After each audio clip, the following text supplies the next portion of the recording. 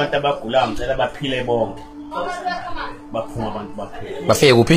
Ezibhedlela. Abahamba ezibhedlela. Abantu abasezibhedlela abanamandla ngempela bangafika ezibhedlela. Ngicela uNkulunkulu baphile bonke labantu abala baphuma bahambe ngasali impilo esibhedlela. Bavuka. Mabe ewangempela. Hayi la bafuna imali. Khona uthini bafuna imali mkhulu? Khona uthini bafuna imali? Kanikelo sontweni.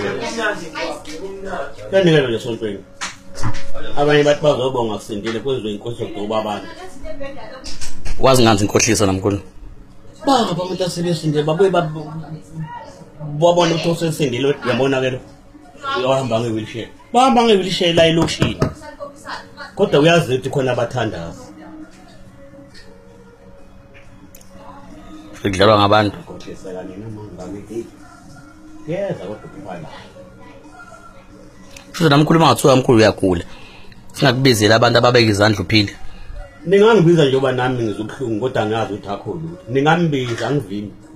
Kodwa umuntu wangempela uphiwe ngempela bakhona kodwa abaphiwe ngempela uNkulunkulu amandla. Khona kodwa abafuna imali, inkohliso befuna imali, azenze umuntu ophiwe ifuna imali.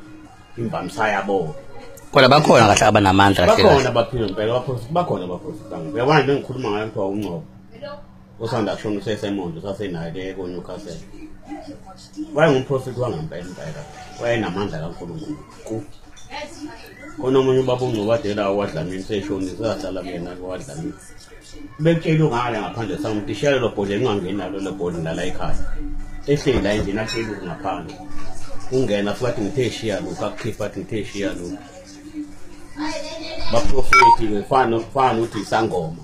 Bese kuthiwa profit ke ngesingisi. Futhi basakhona mkhulu abantu ababonayo nabanamandla nabaphenyi.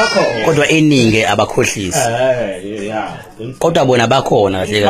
Umbona ngani ke pho lo uyakhohlisa lo uphiwe? Angasini. Lo uphiwe asini.